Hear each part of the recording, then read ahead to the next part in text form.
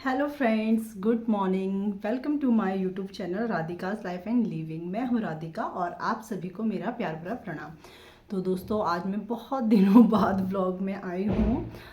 Actually पिछले कुछ दिनों में ना थोड़ा मेरा शेड्यूल थोड़ा सा बिज़ी हो रखा था। मेरे इन लॉज जो है देहरादून आ चुके हैं डिलीवरी के लिए। वो आ गए थे दशहरे वाले दिन, तो इस वजह से थोड़ा सा शेड्यूल बिज़ी हो रखा है।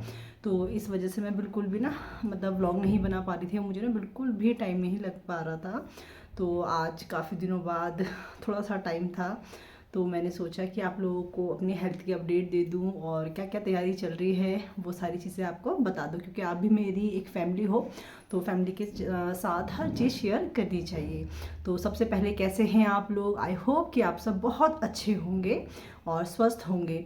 तो जैसे कि देहरादून में हल्की फुल्की सी ठंड बढ़ चुकी है। बीच में काफ़ी ज़्यादा ठंड बढ़ गई थी जब बारिश हुई थी एक दो बार, लेकिन उसके बाद ना अभी थोड़ा सा ना ठंडा थोड़ा सा कम हो गया। मतलब नॉर्मल लगता है, सुबह शाम ज़्यादा ठंड लगती है और वैसे नहीं लगती। तो बस अभी सुबह के बज रहे हैं 11:15। घर के मेरे सारे काम हो चुके हैं। तो अभी जस्ट मैं नहा के और ऊपर कपड़े वगैरह सुखा कर आई हूँ। तो अभी थोड़ा मैं फ्री थी, तो मैंने सोचा कि एक छोटा सा व्लॉग आप लोगों के लिए बना दूँ, अपनी अपडेट देने के लिए कि क्या क्या चल रहा है लाइफ में और मतलब बेबी के लिए क्या क्या तैयारी चल रही है। तो दोस्तों, आजकल मुझे ना इसलिए टाइम नहीं लग पा रहा है। एक्चुअली हस्बैंड मतलब घर में हमारे सुंदरकांड का पाठ चल रहा है, हस्बैंड कर रहे हैं सुंदरकांड का पाठ। तो इस वजह से जो है सुबह से ही ना 6 बजे मैं उठ जाती हूँ, 6 साढ़े 6 बजे, और बस उसी की तैयारी में लग जाते हैं। सबसे पहले मुझे जो है जिस रूम में मंदिर है उस रूम का झाड़ू पोछा करना होता है, क्योंकि फिर उसी के बाद ही हस्बैंड सुंदरकांड का पाठ करते हैं। उसके बाद फिर कुहू की तैयारी स्कूल की, फिर उसका ब्रेकफास्ट, फिर उसको रेडी करना, फिर हमारा ब्रेकफास्ट और झाड़ू पोछा ऐसे कर करके ना मतलब शेड्यूल इतना बिजी हो रखा है ना कि मुझे बिल्कुल भी ना टाइम नहीं लग पा रहा है। तो बस अभी थोड़ा सा टाइम था। तो यही सारी चीज़ें चल रही है लाइफ में। और तबीयत वगैरह वैसे तो ठीक है मेरी, बट थोड़ा बहुत कभी कभी पेन है, क्योंकि अब डिलीवरी का टाइम बिल्कुल नज़दीक आ गया है। तो पेन होना बिल्कुल ही नॉर्मल है।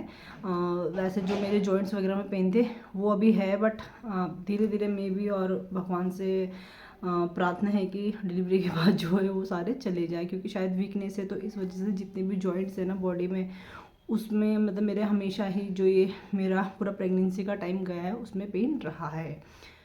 तो हेल्थ अपडेट दोस्तों ऐसा है कि मैं लास्ट वीक गई थी हॉस्पिटल। तो जितने भी मेरे लास्ट टाइम में जो ब्लड टेस्ट, यूरिन टेस्ट जो भी होते हैं वो सारे होने थे, तो वो मैंने कर लिए थे। रिपोर्ट में अभी नहीं ला रखी हूँ, क्योंकि मुझे कल या परसों सोनोग्राफी के लिए जाना है। जो लास्ट सोनोग्राफी होती है 9th मंथ में, तो उसके लिए जाना है। तो डॉक्टर को भी तभी दिखाऊंगी, तो इसलिए मैंने रिपोर्ट नहीं ली थी, क्योंकि बार बार बहुत दूर है तो आना जाना थोड़ा ना पॉसिबल नहीं हो पाता है। तो इस वजह से मैं जब सोनोग्राफी के लिए जाऊंगी तभी ही मैं रिपोर्ट हाथों हाथ ले लूँगी। इन सब टेस्ट में एक HB लेवल का भी ये टेस्ट था। तो HB लेवल जो है मेरा दोबारा से कम हो चुका है। बड़े मुश्किल से जो है 11 पॉइंट समथिंग हुआ था मेरा लास्ट मंथ, जो मेरा 8th स्टार्ट हुआ था मुझे, और जो अभी 9th स्टार्ट हुआ और मैंने दोबारा कराया था, अब 10 पॉइंट समथिंग हो गया। फिर मतलब 1 यूनिट कम हो गया मेरा ब्लड। तो मुझे समझ ही नहीं आ रहा है कि ऐसा हो क्यों रहा है। और पूरी प्रेगनेंसी मेरा जो है 10 से ऊपर बढ़ा ही नहीं है यूनिट ब्लड जो है। तो ये थोड़ा सा ना टेंशन वाली चीज़ है, लग रही है मुझे, क्योंकि मुझे अपने लिए नहीं लगता। मेन होता है कि बच्चे का, कि बच्चे टम्मी में है उसके साथ कुछ गलत ना हो जाए, तो वो थोड़ा टेंशन रहता है। अब बाकी पूरी प्रेगनेंसी टेंशन वाली ही गई थी मेरी। मतलब जो भी इतने अप एंड डाउन हुए हैं पूरी प्रेगनेंसी में, तो बस भगवान से यही प्रार्थना है कि डिलीवरी अच्छे से हो जाए। और जो मेरे व्यूअर्स होंगे या जिन्होंने पिछली मेरी वीडियोस देखी होगी उनको पता होगा कि जब मैंने 8th मंथ स्टार्ट में अपना एक अल्ट्रासाउंड कराया था, तो उसमें ब्रीच पोजीशन में था बेबी। तो थोड़ी टेंशन मुझे वो भी है कि बेबी ने जो है अपनी सही पोजीशन ले ली हो, हेड डाउन कर लिया हो, क्योंकि मुझे ना बहुत ज़्यादा टेंशन हो रही थी इस चीज़ की।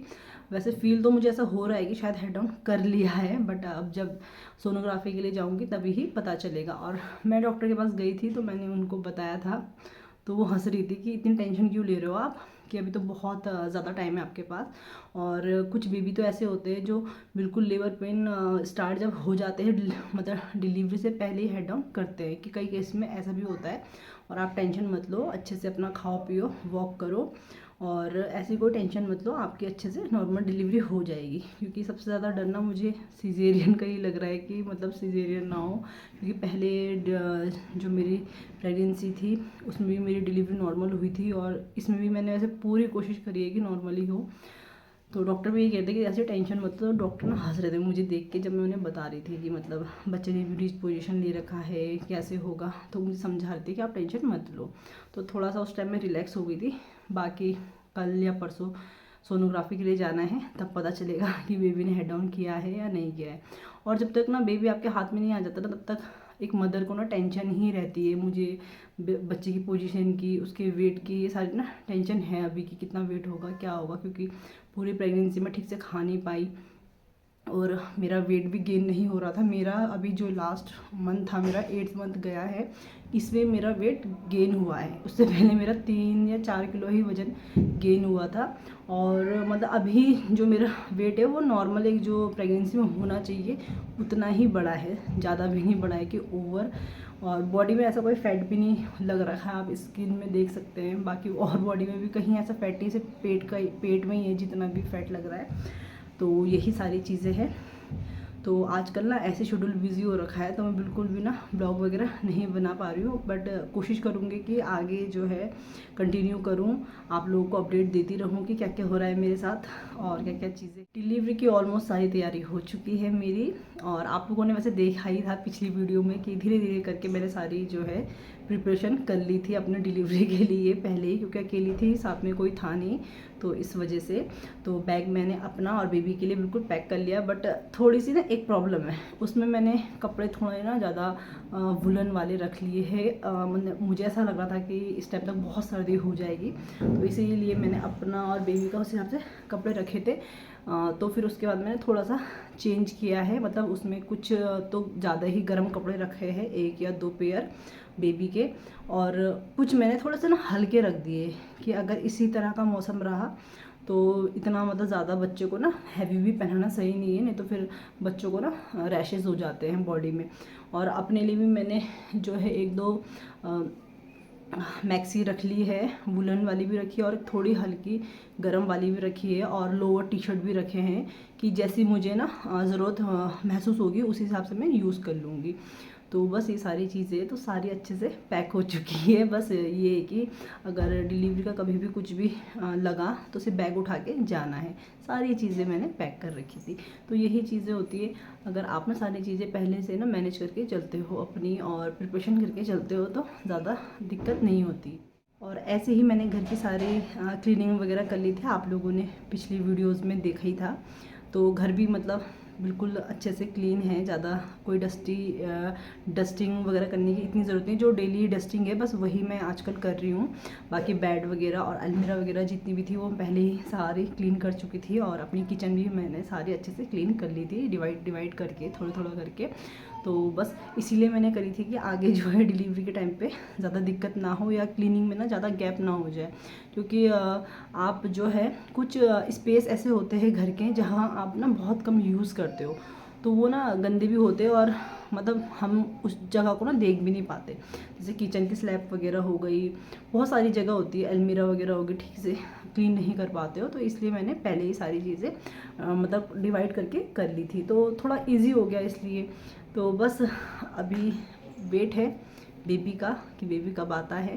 तो यही सारी अपडेट थी मेरी लाइफ की, तो मैंने सोचा कि आप लोग के साथ शेयर कर लूँ, और आगे भी कोशिश करूँगी कि अगर पॉसिबल हो पाएगा, जितना पॉसिबल होगा उतनी मैं वीडियो बनाऊँगी और आप लोगों के साथ शेयर करूँगी। तो बस अभी जो है 11 बज गए होंगे शायद, है ना।